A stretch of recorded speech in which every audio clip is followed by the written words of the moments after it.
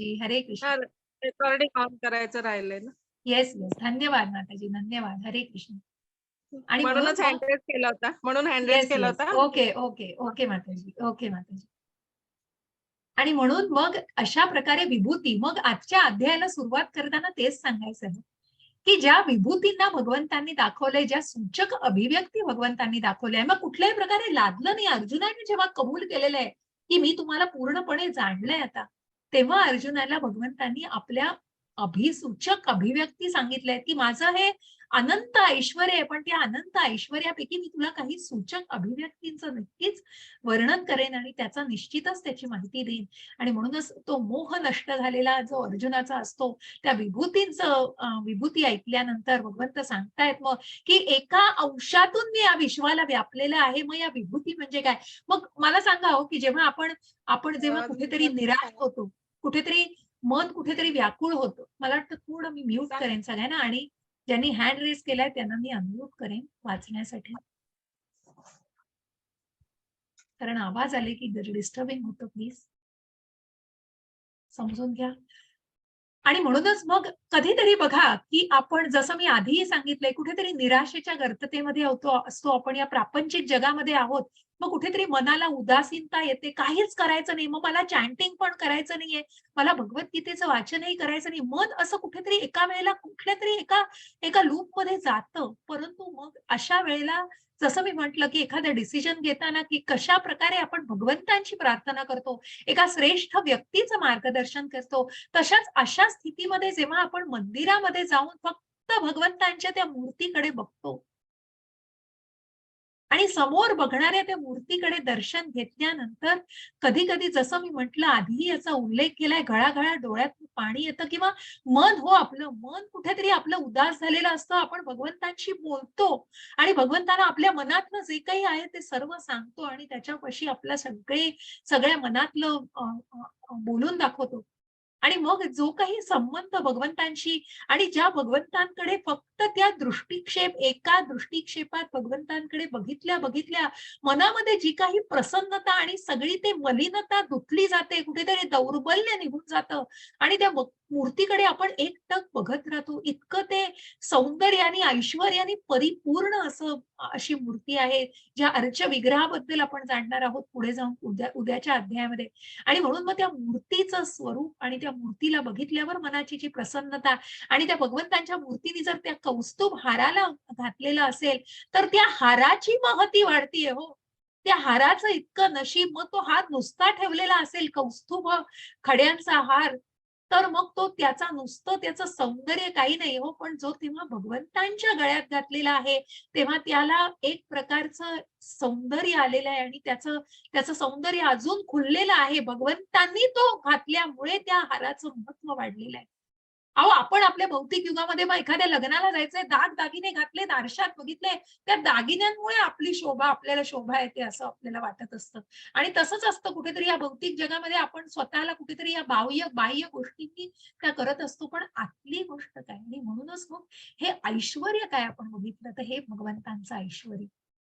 की ज्या ऐश्वर्याने म्हणजे फक्त त्या हाराला भगवंतांच्या नुसत्या घालण्याने इतकी शोभा आणि इतकं ग्रहण, त्याच प्रकारे भगवंतांनी हे ऐश्वर्य सांगितलं. आणि म्हणूनच ही कृतज्ञता की जे काही निर्माण केलेलं आहे, त्यामध्ये प्रत्यक्ष भगवंत आहेत, प्रत्यक्ष भगवंतांचा अंश आहे.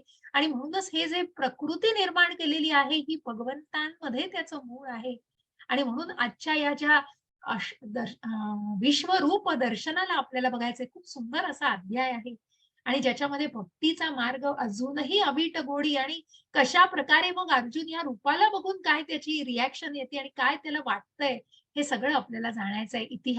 विभूती, मग ह्या विभूती ऐश्वर्याला आपण जाणलेल्या आहेत आणि अशाच या विभूतींचं वर्णन आपण ऐकलेलं आहे. पुढे जाऊन अर्जुन म्हणतोय भगवंतांना, मदनुग्रहाय परमम् प्रियमध्यात्मसंहितं यत्त्वयोक्तं वचस्तेन मोहोऽयं विगतो मम.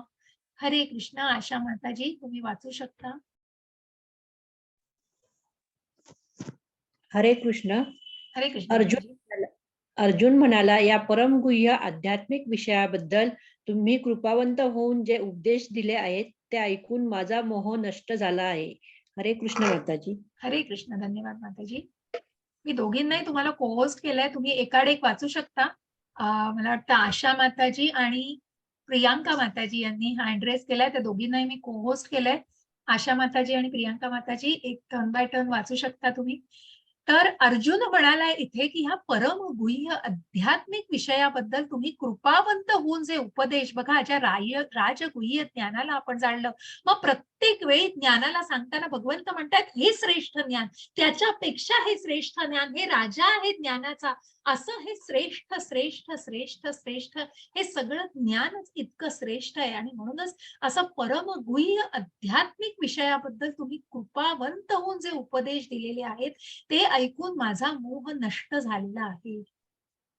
आणि म्हणूनच ज्या विभूतींना अर्जुनाने बघितलेलं आहे आणि ज्या सर्व गोष्टींना भगवंतांकडून ज्या दुसऱ्या अध्यायापासून मग ज्या अष्टांग योग, ज्या बुद्धियोगाला आपण बघितलं, ज्या कर्मयोगाला जाणलं आपण, ज्या सांख्य योगाला, ज्या पुढे जाऊन अष्टांग योग आणि अनेक योगांच्या माध्यमातून आपण हा उपदेश भगवंतांचा उपदेश आपल्या कानी पडतोय आणि हा सगळा ऐकून अर्जुन कुठेतरी म्हणतो आहे की माझा मोह पूर्णपणे नष्ट झालेला आहे. हरे कृष्ण. प्रियांका माताजी तुम्ही अनम्यूट करू शकता. हे कमलनयना, जीवांच्या उत्पत्ती आणि लयाबद्दल मी तुमच्याकडून सविस्तरपणे ऐकले आहे आणि मला तुमच्या अगाध विजयी महात्म्याची अनुभूती झाली आहे. 11.3 हे पुरुषोत्तमा, हे परमेश्वर, तुम्ही स्वतः वर्णन केल्याप्रमाणे तुमचे मूळ स्वरूप मी जरी माझ्या समोर पाहत असलो तरी या सृष्टीत कसे प्रकट झाले आहात हे मी पाहू शकतो. हे प्रभो, मी तुमचे विश्वरूप पाहणे शक्य आहे असे जर तुम्हाला वाटत असेल तर हे आपले विश्वरूप दाखवा. हरे कृष्ण माताजी. हरे कृष्ण.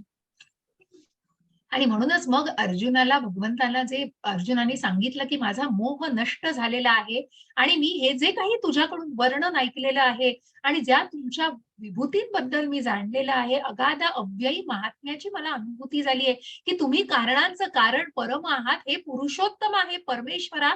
तुम्ही स्वतः वर्णन केल्याप्रमाणे तुमचं मूळ स्वरूप मी जरी माझ्या समोर पाहत असलो, मग या प्राकृत जगामध्ये तुम्ही कशा प्रकारे समाविष्ट, कशा प्रकारे प्रविष्ट झाले आहात, कशा प्रकारे तुम्ही प्रवेश केलेला आहे हे मी जाणू शकतो का? बघा अर्जुनाचा अप्रोच.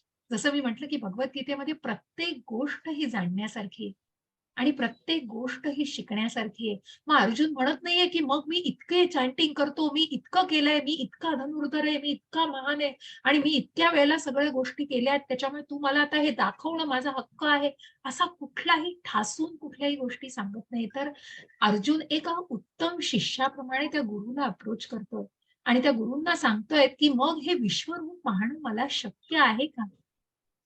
ज्या प्रकारे तुम्ही या भौतिक, त्या प्रकारे तुम्ही या ब्रह्मांडामध्ये प्रवेश केलेला आहे आणि या तुमच्या शक्तींनी जो काही तुम्ही ह्या मूळ रूपामध्ये तुम्ही या गोष्टीमध्ये प्राकृत सृष्टीत आलेला आहात, जरी मी तुम्हाला मनुष्य रूपात या समोर बघत असलो तरी तुमच्या कुठल्या रूपात तुम्ही आलेले आहात आणि ते रूप मी बघू शकतो का?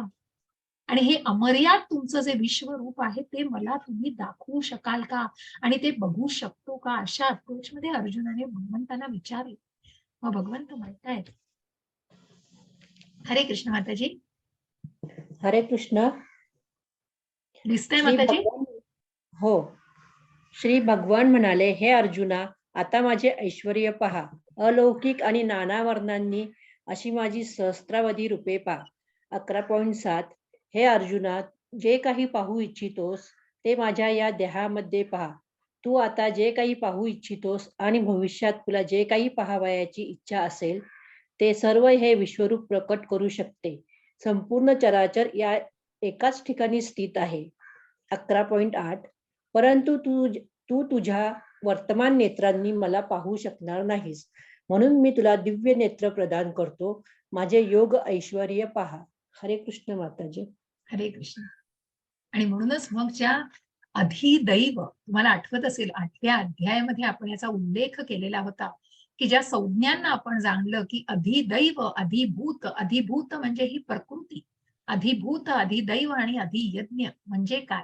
जेव्हा 7व्या श्लोकामध्ये 7.29 आणि 30 या श्लोकांमध्ये जेव्हा याचा संदर्भ आला, तेव्हा अर्जुनाने हे प्रश्न अर्जुन भगवंतांना विचारले आणि मग याचाच अर्थ काय, तर त्या अधिदैवालाच आपल्याला आज बघायचंय.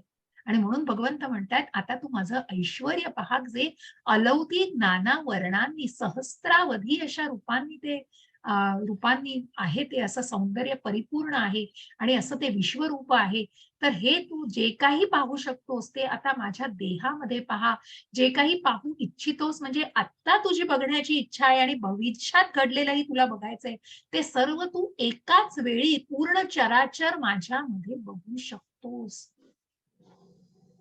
परंतु काय, तर परंतु तू हे साध्या डोळ्यांनी बघू शकत नाहीस, तुझ्या वर्तमान नेत्रांनी नाही, तर तुला मी ही दिव्य दृष्टी प्रदान करतोय आणि ह्या दिव्य दृष्टीनेच तू हे विश्वरूप बघू शकतोस.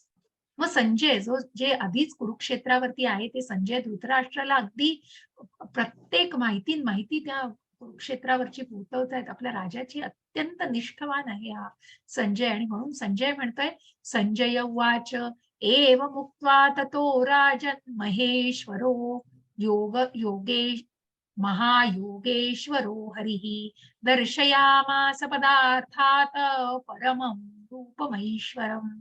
हरे कृष्ण माताजी. हरे कृष्ण. संजय म्हणाला, हे राजा, या प्रकारे बोलून महायोगेश्वर उत्तम भगवंतांनी अर्जुनाला आपले विश्वरूप दाखविले. हरे हरे कृष्ण. कृष्ण. संजय भगवंत धृतराष्ट्राला सांगतोय, मग धृतराष्ट्राची भावना बघा, चेहऱ्यावरचे भाव बघा, की ज्या विश्वरूप दर्शनामध्ये आपण बघणार आहोत की अनेक राक्षस जे भयभीत होऊन घाबरले, त्यापैकी तेच भय या धृतराष्ट्राच्या मनामध्ये दिसतंय. कारण मनात कपट आहे हो, मनात द्वेष आहे आणि म्हणूनच कुठेतरी भय आहे की काय होणार आहे. आणि म्हणून जेव्हा संजय सांगतोय की अर्जुनाने विनंती केल्यानंतर भगवंतांनी अर्जुनाला आपलं विश्वरूप दाखवलेलं आहे. हरे कृष्ण माताजी. हरे कृष्ण. 11.10 11.11 अर्जुनाने या विश्वरूपात असंख्य मुखे, असंख्य नेत्र, असंख्य अद्भुत दृश्य पाहिली. हे रूप अनेक अलौकिक अलंकारांनी विभूषित झालेले आणि अनेक दिव्य शस्त्रांनी सज्ज झालेले होते. या विश्वरूपाने अनेक दिव्य वस्त्रे आणि माळा धारण केल्या होत्या आणि अनेक दिव्य सुगंधी द्रव्यांचा त्यांच्या शरीराला लेप दिला होता.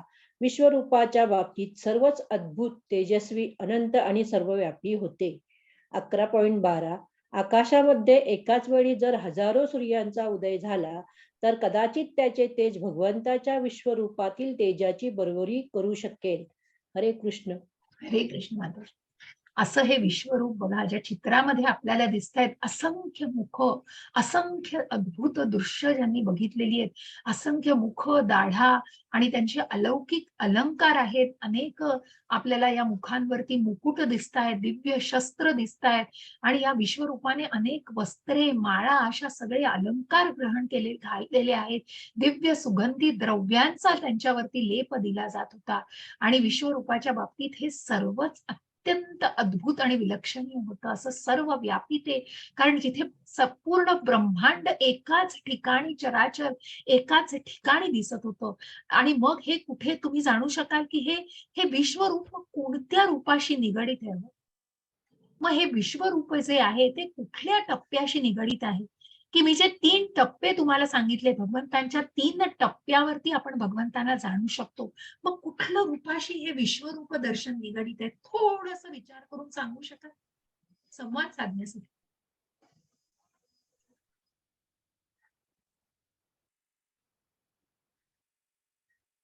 सांगू शकाल कुठल्या रूपाच्या जवळ आहे ती. थोडंसं तर्क करा किंवा सांगण्याचा प्रयत्न करा चॅटमध्ये. चुकू नये हो, चुकलं तरी चालेल, मी इथे तुम्हाला करेक्ट करायला आहे, तुम्ही प्रयत्न तर करून बघा.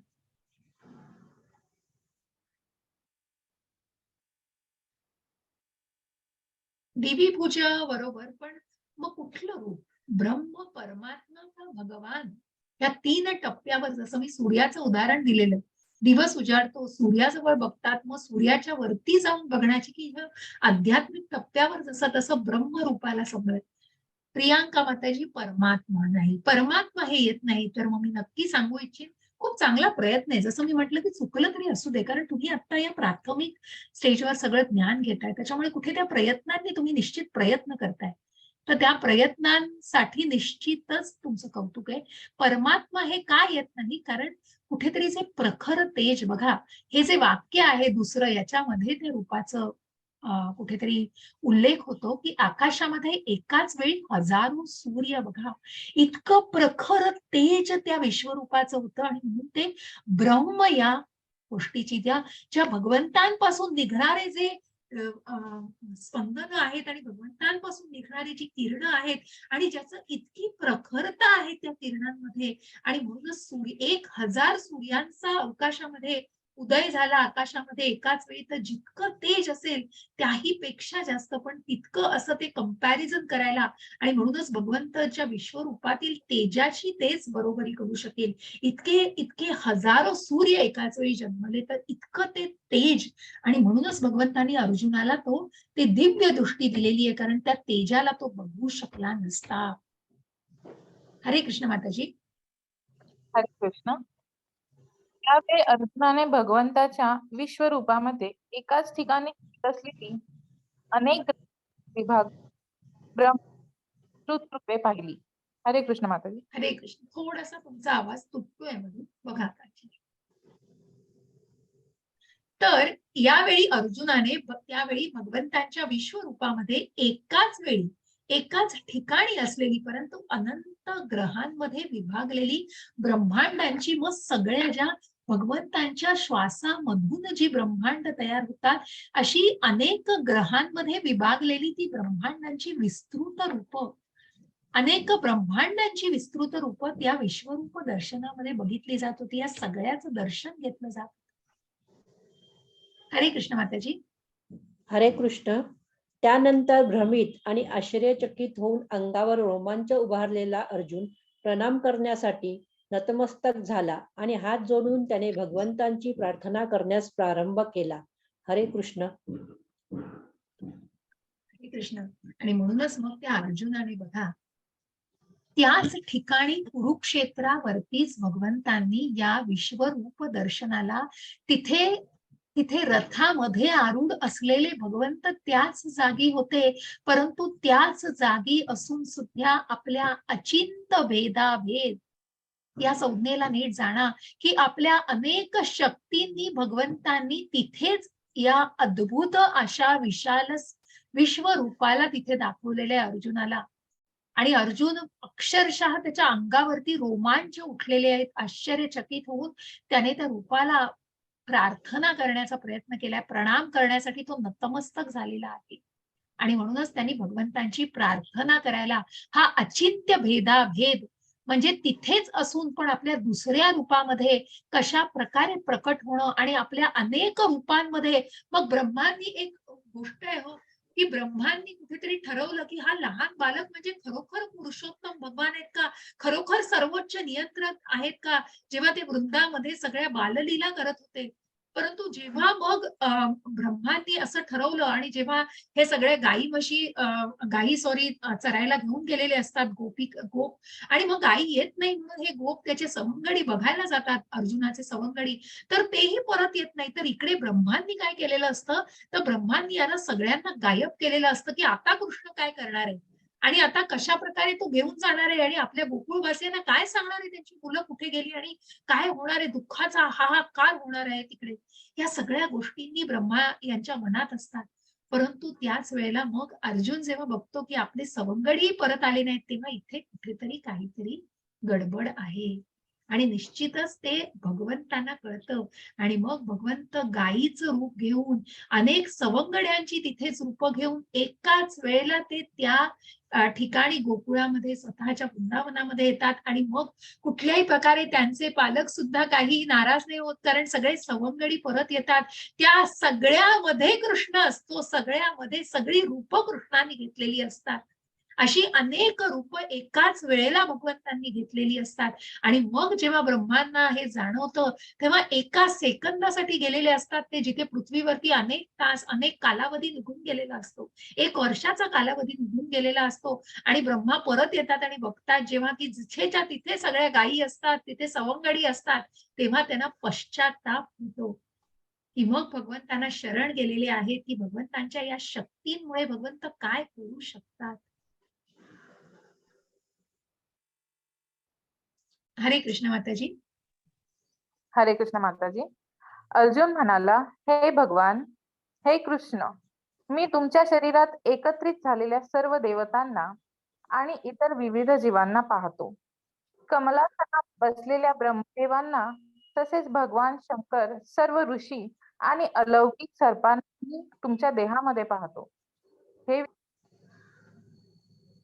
तुमच्या देहामध्ये मी अमर्यादित आणि सर्वत्र पसरलेल्या असंख्य भुजा, उदरे, मुख आणि नेत्रांना पाहतो आहे. तुमच्यामध्ये मला आदी, मध्य आणि अंत काहीच दिसत नाही.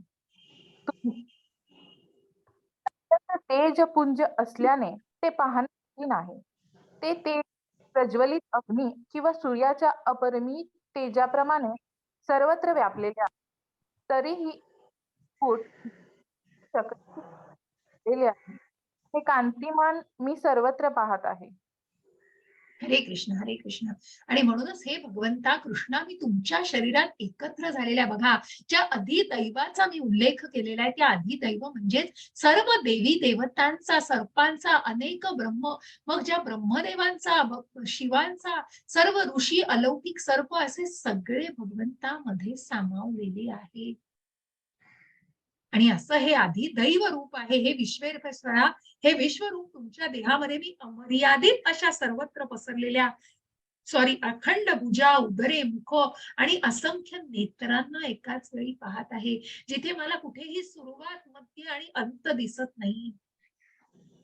असं हे विराट अद्भुत असं रूप आहे. आणि इतकं तेजपुंज, जसं म्हटलं एकाच वेळी हजारो सूर्य उगवतील इतकं ते प्रखर तेज, आणि ते तेज प्रज्वलित अशा या अग्नी किंवा सूर्याच्या अपरिमित तेजाप्रमाणे सर्वत्र व्यापलेले आहे. आणि अनेक मुकुट, गजांनी आणि गदा आणि चक्रांनी याला सुशोभित देखील केलेलं आहे. मग काय काय दिसतंय याच्यामध्ये बघा, कुठल्या प्रकारे या गोष्टी मग भगवंतांच्या या विश्वरूपामध्ये काय दिसतंय. तर हरे कृष्ण माताजी, दिसतंय का हरे बारीक आहे कृष्ण. तर? हा वाचते मी. हो. हरे कृष्ण. तुम्ही परम अक्षरज्ञेय आहात. या संपूर्ण विश्वाचे परम आश्रयस्थान तुम्ही आहात. तुम्ही अव्यवी आणि पुरातन आहात. तुम्हीच शाश्वत धर्माचे पालक पुरुषोत्तम भगवान आहात, हे माझे मत आहे. 11.19. तुम्ही आदी, मध्य आणि अंतरहित आहात. तुमचा महिमा अगाध आहे. तुम्हाला असंख्य बाहू आहेत. चंद्र आणि सूर्य तुमचे नेत्र आहेत. तुमच्या मुखातून बाहेर पडणारा अग्नी संपूर्ण विश्वाला तुमच्याच तेजाने तप्त करीत असल्याचे मी पाहत आहे. 11.20. तुम्ही एकट्यानेच संपूर्ण आकाश, ग्रहलोक आणि त्यांच्यामधील सर्व दिशा व्याप्त केल्या आहेत. हे महात्मन, हे तुमचे उग्र आणि अतिशय अद्भुत रूप पाहून सर्व ग्रहलोक अतिशय व्यथित झाले आहेत. 11.21. सर्व देवतागण तुम्हाला शरण येऊन तुमच्या मध्ये प्रवेश करीत आहेत. त्यांच्यापैकी काही अत्यंत भयभीत झाल्यामुळे हात जोडून तुमची प्रार्थना करीत आहेत. महर्षीगण आणि सिद्धगण स्वस्ती, शांती असे म्हणून वैदिक स्तोत्रांनी गायन करून तुमची स्तुती करत आहेत. 11.22. रुद्रगण, आदित्यगण, वसुगण, साध्यगण, विश्वेदेव, अश्विनी कुमार, मरुदगण, पितृगण, गंधर्व, यक्षगान, असुर आणि सिद्ध देवता विस्मित होऊन तुम्हाला पाहत आहेत. हरे कृष्ण. हरे कृष्ण हरे कृष्ण. असं हे तुमचं अव्ययी, मग जे तुमचं आध्यात्मिक असं हे रूप आहे, तुमचं शरीर आणि आत्मा हा एकच आहे. आणि हे अव्ययी म्हणजे सगळ्या भौतिक जगापासून कुठेतरी वेगळं हे जे आध्यात्मिक आपण बघितलं, आध्यात्मिक शरीर भगवंतांचं. आणि म्हणूनच पुरातन आहात तुम्ही, शाश्वत धर्माचे पालक, प्रत्यक्ष पुरुषोत्तम भगवान आहात, जिथे आधी, मध्य आणि अंत दिसत नाही. सूर्य, चंद्र हे तुमचे नेत्र आहेत. आणि जे काही प्रखरता आहे, तेज आहे, तुमच्यापासून आहे. सूर्य चंद्रामध्ये तुमच्या मुखातून बाहेर पडणारा अग्नी हा संपूर्ण विश्वाला जाळू शकतो, संपूर्ण विश्वाला तप्त करू शकतो. इतकी तुमचं अगाध असं ते अशी मुखातून पडणारी बाहेर पडणारी उष्णता आहे त्याचं इतकं सामर्थ्य आहे आणि असा हा महिमा आघात आहे आणि असे तुम्ही एकट्याने संपूर्ण आकाश ग्रहलोक त्यामधील दिशा व्याप्त केल्या आहेत. हे उग्र आणि अतिशय उद्भूत रूप पाहून अनेक ग्रहलोक असा व्यथित झालेला आहे. देवतागण तुम्हाला शरण येऊन प्रार्थना करतायत, कोणी ओंकाराची प्रार्थना करताय, वेदांचं पठण करताय, कारण कुठेतरी या विश्वरूपाला रौद्र म्हणजे हे कुठेतरी उग्र रूप आहे आणि म्हणूनच या उग्र रूपाची नाही तर म्हणूनच हे कशा प्रकारे पुढे जाऊन अर्जुन विनवतोय आणि मग हे उग्र रूप असं हे विश्वरूप की भगवंतांचं ऐश्वर्य जे आपण बघितलं आणि मग एकाच वेळेला कशा प्रकारे भगवंतांचं हे चराचर एकाच ठिकाणी दिसू शकतं हे आपल्याला इथे बघायचंय. आणि मग तिथे वर्णन केल्याप्रमाणे रुद्रगण, आदित्यगण, वसुगण, साध्यगण, विश्वदेव, अश्विनी कुमार, मरुदगण, पितृगण, गंधर्व, यक्षगण, असुर, सिद्ध देवता हे सर्वजण भगवंताला अगदी एकाच नजरेने आणि विस्मित होऊन पाहत आहेत.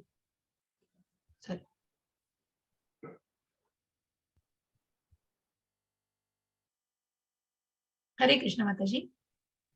हरे हे महाबाहू, देवतांसहित सर्व लोक तुमचे अनेक नेत्र, मुखे, भुजा, जांघा, पाय, उदरे आणि अनेक अकराळ विक्राळ दाढा असणारे महाकाय रूप पाहून अतिशय व्यथित झाले आहेत आणि त्यांच्या प्रमाणे मी सुद्धा व्यथित झालो आहे.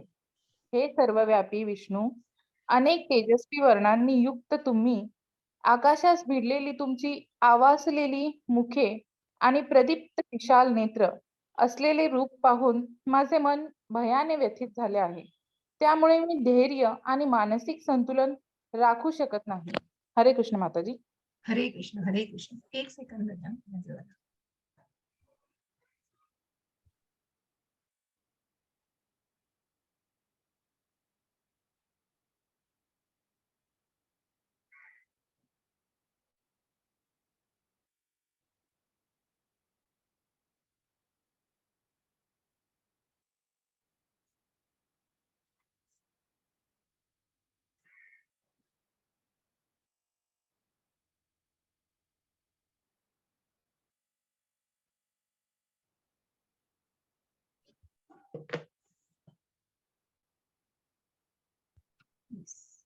क्षमस्व. अशा प्रकारे देवतांसहित सर्व लोक तुमचे मग कशा प्रकारे अनेक नेत्र भुजा म्हणजे हे जे अद्भुत रूप आहे याच्यामध्ये इतकी नेत्र भुजा एकाच वेळेला आणि हे असं अकराळ विक्राळ म्हणून कुठेतरी विश्वरूपाला जो रौद्रपणा आहे आणि असं हे दाढा अनेक दाढा असणारं अकराळ विक्राळ दाढा ज्याचं जे आपल्याला दिसतंय चित्रामध्ये आणि असं हे महाकाय विशाल असं रूप आहे की जे बघून अतिशय व्यथित झालेले आहेत बरेच जण आणि त्यांच्याप्रमाणे मी सुद्धा व्यथित झालेलो आहे. ज्या देवी देवता ज्या आहेत मग अनेक ऋषीगण मंत्र जपतायत, ओंकाराची प्रार्थना करतायत कारण या रूपामध्ये कुठेतरी रौद्रता आहे आणि म्हणूनच सर्वव्यापी विष्णू अनेक तेजस्वी वर्णांनी युक्त असलेलं तुम्ही आकाशास भिडलेली आव असलेली मुख विशाल नेत्र हे रूप पाहून माझं मनही भयाने व्यथित झालेलं आहे. बघा त्याचा भ्रम दूर झालेला आहे अर्जुनाचा पण त्याचं मन कुठेतरी या रूपाने भयभीत म्हणण्यापेक्षा व्यथित झालेलं आहे.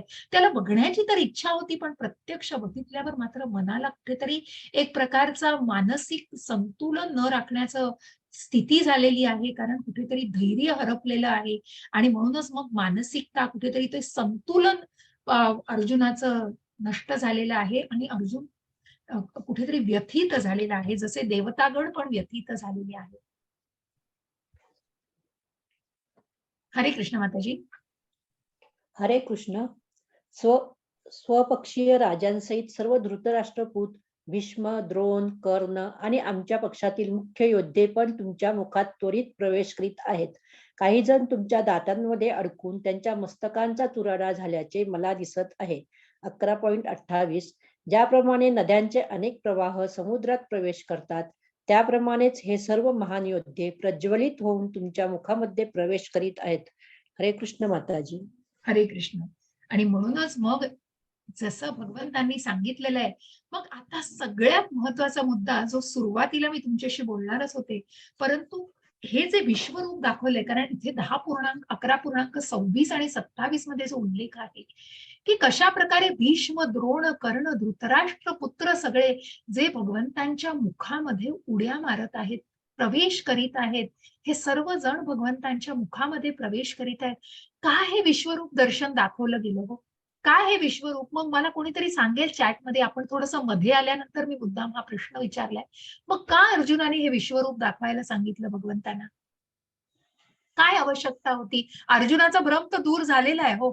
अर्जुनाने पूर्णपणे जाणलंय भगवंतांना, परमात्म्याला जाणलेलं आहे, पूर्णपणे पुरुषोत्तम भगवान म्हणून त्यांना स्वीकारलेलं आहे. मग का वाटलं त्यांना विश्वरूप दाखवावंसं?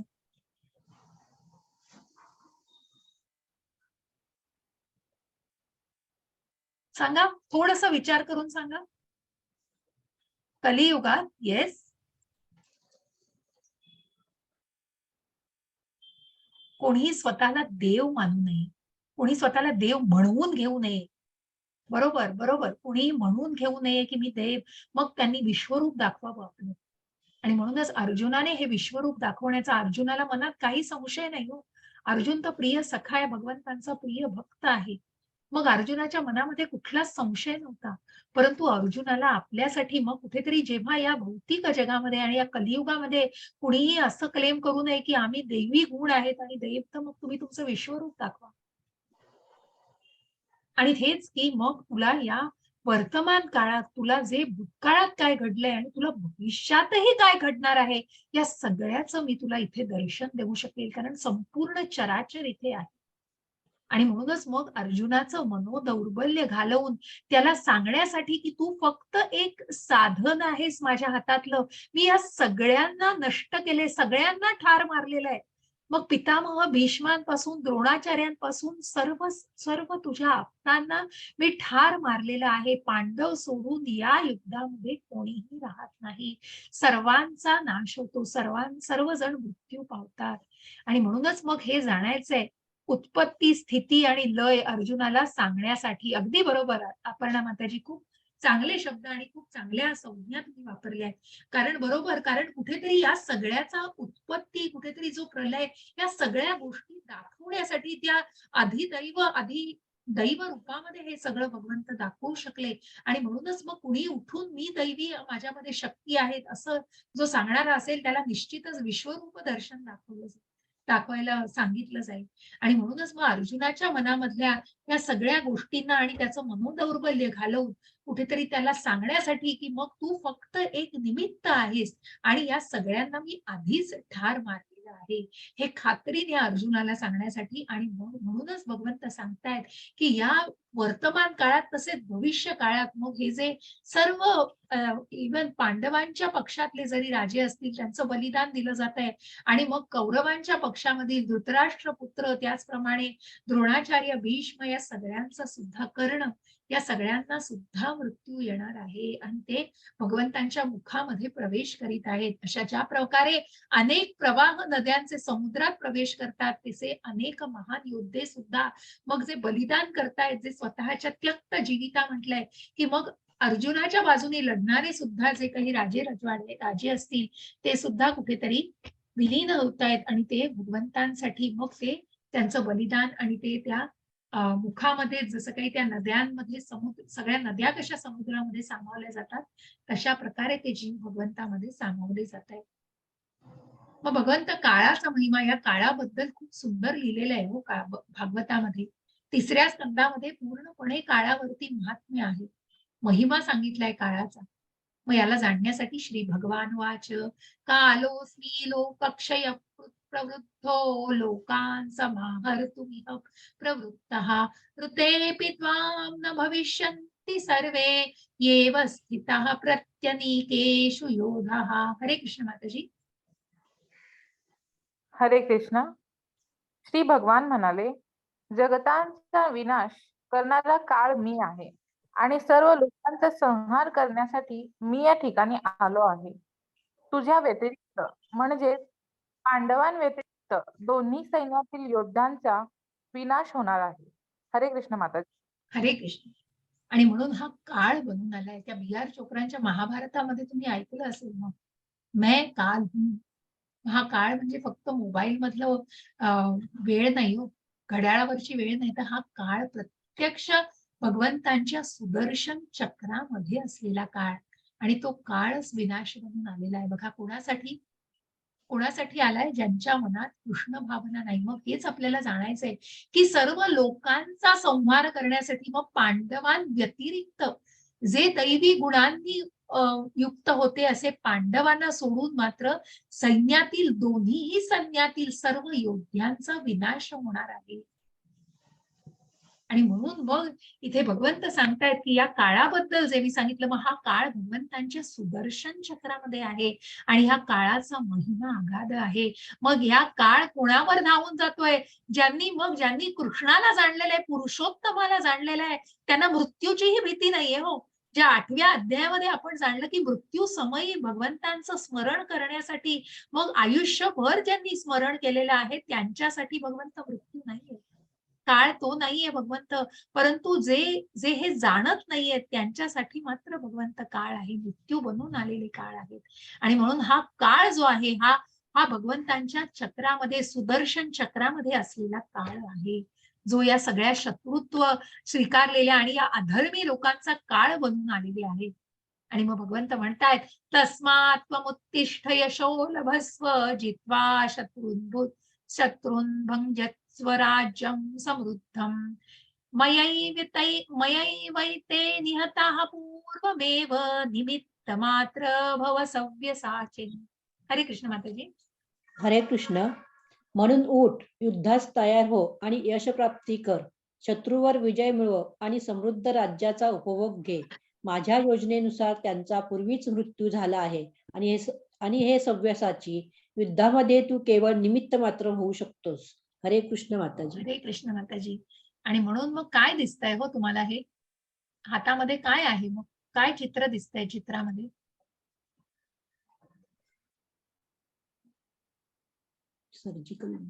Surgical instrument. बरोबर आहे. आणि ते सर्जिकल इन्स्ट्रुमेंट कोणाच्या हातात असतं हो? डॉक्टरांच्या हातात असतं. अगदी बरोबर माताजी. आणि म्हणूनच मग आपल्याला जाणायचं हे की कोण आहे? मग ते इन्स्ट्रुमेंट फक्त एक निमित्त मात्र असतो, पण करणारा कोण हो? तो डॉक्टरच ते ऑपरेशन करत असतो. आणि म्हणूनच अशा प्रकारे त्या डॉक्टरांच्या हातातलं कसं ते इन्स्ट्रुमेंट बनलं जातं, त्याच प्रकारे भगवंत म्हणतायत, तू माझ्या योजनेनुसार मी या सगळ्यांना ठार मारलेलं आहे. तू फक्त माझ्या हातातलं साधन आहेस आणि निमित्त आहेस. तू फक्त तुझं शस्त्र उचल आणि युद्ध कर आणि तू दृढ निष्ठेने उठ आणि युद्ध कर. युद्धास तयार हो, कारण या सगळ्यांचा नाश झालेला आहे. भगवंत हे मनोदौर्बल्य घालवण्यासाठी भगवंत अशाही प्रकारे अर्जुनाला समजवतायत की या समृद्ध राज्याचा तू, या अधर्माचा तू नाश करणार आहेस. या सगळ्यांना मी आधीच ठार मारलेलं आहे.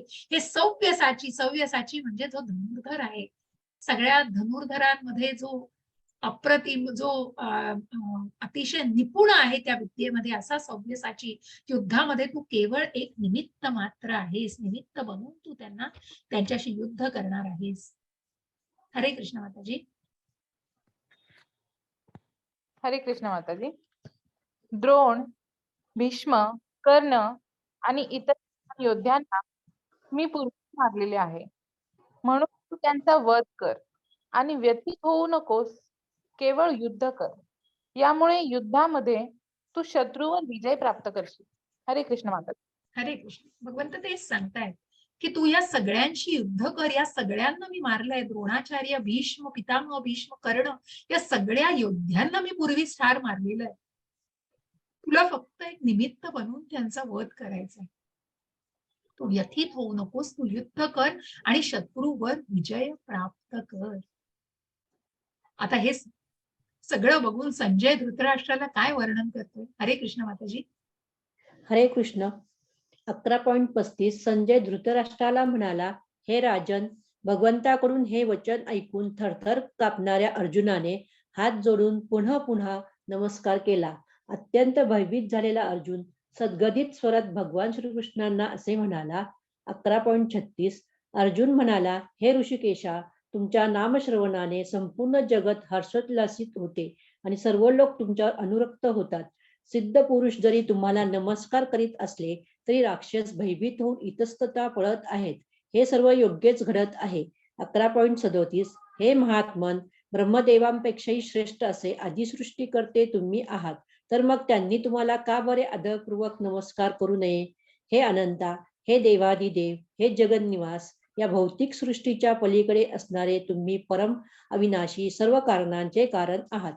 11.38 तुम्ही आदिपुरुष भगवान पुरातन या व्यक्त प्राकृतिक जगताचे एकमेव आश्रयस्थान आहात आणि जे जे ज्ञेय आहे ते सर्व सर्व तुम्हीच आहात.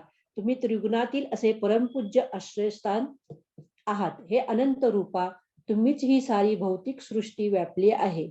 हरे कृष्ण माताजी. हरे कृष्ण. आणि म्हणून मग संजय धृतराष्ट्रांना सांगतोय की अर्जुन थरथर कापू लागला का? कारण जेव्हा अर्जुनाने हे विश्वरूप बघितलंय तेव्हा हे अद्भुत सगळं दृश्य बघून तो अत्यंत भयभीत झालेला. मग त्याचा कुठेतरी तो इतका सद्गदित झालेला, इतका व्यथित झालेला आहे. आणि मग तो त्या सद्गदित स्वरामध्ये अर्जुन भगवंतांना म्हणतोय की हे ऋषिकेशा, तुमच्या श्रवणाने, तुमच्या नामस्मरणाने सगळं जग उल्लसित होत असतं, हर्षोल्लासित होत असतं. तुमच्यावरती सर्व लोक अनुरक्त आहेत, म्हणजे तुमच्यावर सर्व लोकांचं इतकं प्रेम आहे, इतकी उपासना करतायत आणि तुमच्या नामस्मरणाने तुम्हाला पुजतायत. ते सिद्ध पुरुष जरी तुम्हाला नमस्कार करीत असले तरी राक्षस मात्र भयभीत झालेत बघा. कारण राक्षसाच्या मनामध्ये कपटच असतं, तामसी भावना, ती राक्षसी वाईट भावना असते, जशी आपण धृतराष्ट्राच्या तोंडावर बघतोय. जे जे त्याचे एक्सप्रेशन्स आणि ज्या भावना मनामध्ये आहेत या द्वेषी कपटी भावना आहेत. आणि म्हणून तोही जसा भयभीत झालाय तसे राक्षसही इतस्तता पडतायत भयभीत. आणि ब्रह्मदेवांपेक्षा श्रेष्ठ असे आधी मग हे विश्वरूप फक्त कृष्णांनी दाखवलं. कुठल्याही इतर देवी देवतांकडून आपल्याला हे विश्वरूप कधीच ऐकल्याचं माहिती नाहीये. आणि म्हणूनच हे कृष्णांनी दाखवलेलं फक्त विश्वरूप आहे. आणि या विश्वरूपाचे आदी सृष्टीकर्ते म्हणून तुम्ही आहात. आणि या ब्रह्मदेवांपेक्षाही मग या ब्रह्मदेव हे दुसरे निर्माते, या सृष्टीचे प्रथम निर्माते, ज्यांचं बीज म्हणून बीज देणारे पिता म्हणून आहेत ते भगवंत आहेत. आणि ब्रह्मांनी नंतर सृष्टी निर्माण केलेली आहे. त्यांनी का बरं तुम्हाला नमस्कार करू नये? ज्यांचा तुमच्यामध्ये समावेश आहे त्यांनी तुम्हाला आदरपूर्वक नमस्कार केला तर काय झालं? हे जगन्निवासा, भौतिक सृष्टीच्या पलीकडे असणारे तुम्ही परम अविनाशी सर्व कारणांचे कारण आहात. आणि म्हणूनच तुम्ही पुरातन असे सर्व जगताचे आश्रयस्थान आहात. तुम्ही ज्ञानाचं ध्येय आहात, तुम्हीच ज्ञान आहात आणि ज्ञानाचं ध्येयही तुम्ही आहात. आणि सर्व तुम्हीच आहात, त्रिगुणातील परम पूज्य आश्रयस्थान आहात. हे अनंत रूपा तुम्हीच सारी भौतिक सृष्टी व्यापलेली आहे. अशा प्रकारे भगवंतांचं जे ऐश्वर्य तर आपण जाणलं, पण भगवंतांविषयी अर्जुन काय म्हणतायत आणि सद्गदित स्वरामध्ये तो हे सगळं म्हणतोय की कुठेतरी त्याला त्या भावना, तो इतका भावनामय झालेला आहे की ते रूप त्याला आता बघवत नाही. आणि मग अर्जुनाला कुठेतरी अर्जुन कबूल करतोय भगवंतांना. तर काय, हरे कृष्ण माताजी. माताजी, मी तुम्हाला तुमचा महिमा न जाणता माझा मित्र मानून हे कृष्ण, हे यादव, हे मित्र असे अनादराने संबोधले आहे. प्रेमाने किंवा प्रमादाने मी जे काही केले असेल त्याबद्दल मला क्षमा करा. विश्रांतीच्या वेळी चेष्टा करताना, एकाच शय्येवर शयन करताना किंवा एकत्र भोजन करताना अथवा बसताना आणि कधी एकांतवासात तर कधी अनेक मित्र समक्ष मी तुमचा अपमान केला आहे. हे अच्युत, माझ्या त्या सर्व अपराधाबद्दल मला क्षमा करा. माताजी. हरे कृष्ण. आणि मग अर्जुनाला कुठेतरी पश्चाताप होतो की त्याला आधीच्या वागण्याचा जो प्रिय सखा आहे म्हटलेलं आहे, पण जेव्हा अर्जुन भगवंतांचं हे सगळं विश्वरूप दर्शन, अद्भुत असं सगळं दर्शन, संपूर्ण चराचर ज्यांच्यामध्ये बघतो आहे, असे भगवंत ज्यांच्या बरोबर मी आहे आणि मी त्यांचा मित्र बनून त्यांच्याशी कसं वागलोय, माझं आचरण कसं होतं, मी त्यांना बऱ्याचदा चेष्टा केली आहे, त्यांचा कधी कधी सगळ्या सवंगड्यांसमोर अपमान केलेला आहे आणि मी चुकीचं वर्तणूक त्यांच्याशी केलेली आहे. एकत्र भोजन करताना, बसताना, एकांतवासात कधी विश्रांत समक्ष मी त्यांचा अपमान देखील केलेला आहे. पण भगवंता, मला क्षमा कर या सगळ्यासाठी, या सगळ्या अपराधांबद्दल तुम्ही मला क्षमा करा, असा कुठेतरी पश्चातापाची भावना अर्जुनाच्या मनामध्ये आहे. हरे कृष्ण माताजी. हरे कृष्ण. 11.45 पूर्वी मी कधीही न पाहिलेले विश्वरूप पाहिल्यानंतर आनंदित झालो आहे, परंतु त्याचबरोबर भयाने माझे मन व्याकुळ झाले आहे. म्हणून हे देवादिदेव, हे जगन्निवास, कृपया माझ्यावर प्रसन्न व्हा आणि तुमचे पुरुषोत्तम भगवान रूप प्रकट करा. हरे कृष्ण. हरे कृष्ण.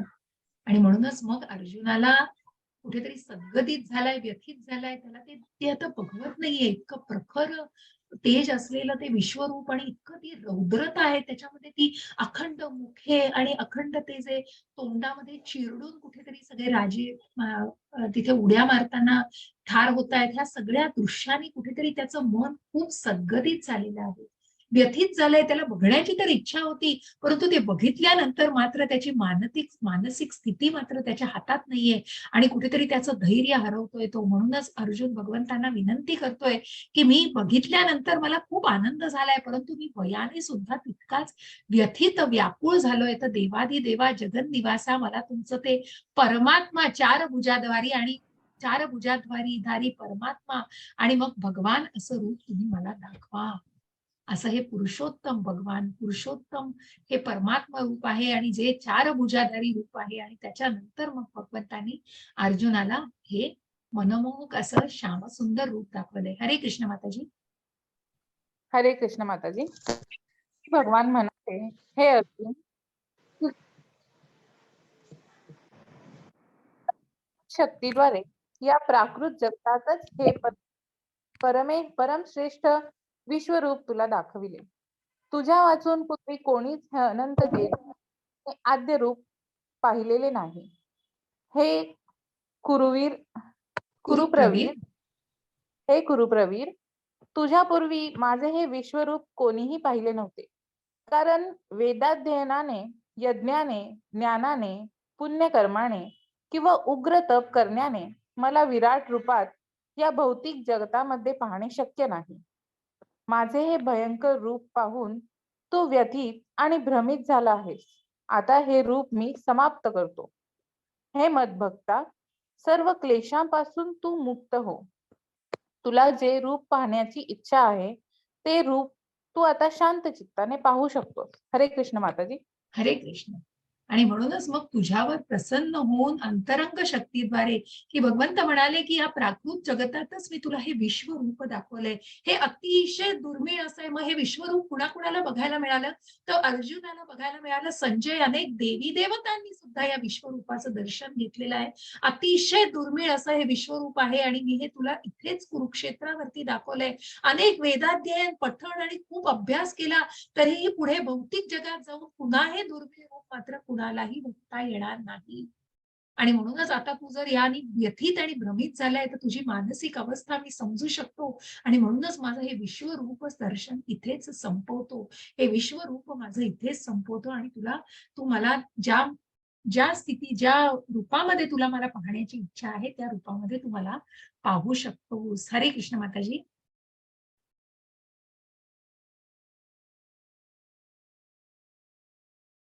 हरे कृष्ण. मी वाचू का? हा, वाचा वाचा. हरे कृष्ण माताजी.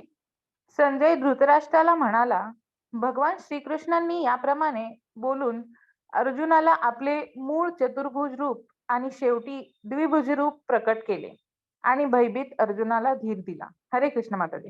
हरे कृष्ण.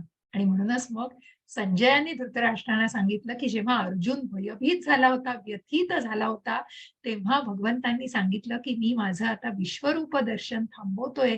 हे विश्वरूप संपवून मी आता परमात्मा, आणि त्यानंतर अर्जुनाला भगवंतांनी भगवान असे सुंदर आपलं मूळ चतुर्भुज रूप आणि शेवटी द्विभुज रूप असं दाखवलेलं आहे. आणि तिथेच सगळं त्या चराचरामध्येच जिथे दर्शन दिलंय त्या विश्वरूपाला नंतर, त्याच्यानंतर त्यांनी परमात्मा आणि प्रत्यक्ष भगवान रूप दाखवलंय. आणि हे सगळं जेव्हा अर्जुनाने भगवंतांचं हे भगवान रूप बघितलं तेव्हा अर्जुनाच्या मनाला धीर आलेला आहे. हरे कृष्ण माताजी. हरे कृष्ण. अर्जुनाने जेव्हा श्रीकृष्णांना मूळ रूपात पाहिलं तेव्हा तो म्हणाला, हे जनार्दन, हे अतीव सुंदर मनुष्य रूप पाहून मी आता शांतचित्त झालो आहे आणि मी आपल्या पूर्वस्थितीत आलो आहे. श्री भगवान म्हणाले, हे अर्जुना, आता तू माझे जे रूप पाहत आहेस त्याचे दर्शन होणे अतिशय दुष्कर आहे. देवता सुद्धा हे मधुर रूप पाहण्याची संधी प्राप्त करण्याच्या नित्य प्रयत्नात असतात. हे अर्जुना, मी जसा तुझ्या समोर उभा आहे तसे मला केवळ अनन्य भक्ती योगाने जाणणे शक्य आहे आणि या प्रकारे मला साक्षात पाहता येते. केवळ याच मार्गाने तू माझ्या रहस्यमय तत्वात प्रवेश करू शकतोस. हरे कृष्ण माताजी. हरे कृष्ण. बघा या विश्वरूपातून कसं दर्शवलेलं आहे भगवंतांनी. मग अर्जुनाने जेव्हा श्रीकृष्णांना मूळ रूपात बघितलं, जेव्हा त्यांनी मनुष्य रूपात, कारण भगवंतांची अर्जुन हा भगवान रूपामध्येच जोडला गेलेला आहे. भगवंत अर्जुन आधीच सांगतोय की मी या भगवान रूपाशी जोडला गेलोय. मी कुठल्याही एनर्जी, मी कुठल्याही शक्तीशी बोलत नाही, मी प्रत्यक्ष मनुष्य रूपाशी जोडलं गेलोय. आणि भगवंतांना या जेव्हा रूपामध्ये अर्जुनाने बघितलं तेव्हा मी आता शांत चित्त झालेलो आहे आणि माझ्या मनाला कुठेतरी धीर आलेला आहे. आणि म्हणून मग भगवंत म्हणतायत की हे जे तू रूप पाहत आहेस हे देवी देवतांना सुद्धा दुर्मिळ आहे. हे मनुष्य रूप, जसं मी म्हटलं देवकी मातेच्या पोटातून जेव्हा देवकी मातेच्या पोटी जन्म घेणार होते भगवंत, तेव्हा अनेक देवी देवता तिथे दर्शनासाठी आसुरलेल्या होत्या, ज्यांनी आशीर्वाद दिलेले आहेत देवकी मातेला. आणि कशा प्रकारे मग तिथे त्या दालनामध्ये आपल्याला दिसत आहेत भगवंतांना बघण्यासाठी. आणि अशा या देवी देवतांसाठी सुद्धा भगवंतांचं हे दर्शन दुर्मिळ आहे आणि संधी प्राप्त करण्याच्या ते नित्य प्रयत्नात असतात. तुझ्या समोर मी जसा उभा आहे तो एक केवळ भक्तच मला बघू शकतो आणि हे फक्त निव्वळ भक्तीने, अनन्य भक्तीनेच शक्य आहे. आणि म्हणूनच अशा प्रकारे मला साक्षात पाहता येतं, तू माझ्या रहस्यमय तत्वामध्ये प्रवेश करू शकतोस. वर्णन तेच आहे, श्लोक वाचतीये मी. भक्त्या त्वनन्यया शक्य अहमेव विधोऽर्जुन ज्ञातुं द्रष्टुं च तत्त्वेन प्रवेष्टुं च परन्तप. आधीच माहिती आहे 11.54 की कशा प्रकारे हे भगवंतांचं किती सुंदर मोहक असं श्याम सुंदर रूपाला आपण बघतो, ज्या मनुष्य रूपामध्ये भगवंत आपल्याला दिसतात. आणि म्हणूनच अशा या रहस्यमय तत्वात तू प्रवेश करू शकतोस. मत्कर्म कृन्मरत्मो मद्भक्तः संगवर्जितः निवरः सर्वभूतेषु यस्य मामेति पांडुरंग. हरे कृष्ण माताजी. हरे कृष्ण माताजी. हे अर्जुना, जो सकाम कर्म आणि तर्कवादाच्या संघातून मुक्त होऊन माझ्या विशुद्ध भक्तीमध्ये संलग्न होतो, जो माझ्या प्रीत्यर्थ कर्म करतो, मला आपल्या जीवनाचे परम लक्ष्य मानतो आणि सर्व प्राणी मात्रांशी मित्रत्वाने वागतो, तो निश्चितपणे मला प्राप्त होतो. हरे कृष्ण माताजी. हरे कृष्ण. आणि म्हणून मग ज्या कृष्णदूत बघा आलेले आहेत, ज्या वैकुंठाला मोक्ष मिळाल्यानंतर धामाला, भगवत धामाला घेऊन जाण्यासाठी, म्हणून जो सकाम कर्म आणि तर्कवादाच्या संघातून मुक्त होऊन विशुद्ध भक्तीमध्ये संलग्न होतो, अशा भक्ताला निश्चितच हा देह त्यागल्यानंतर भगवत धामाची प्राप्ती होते. आणि भगवंतांशी निश्चितच जोडले गेलेले असतात हे भक्त.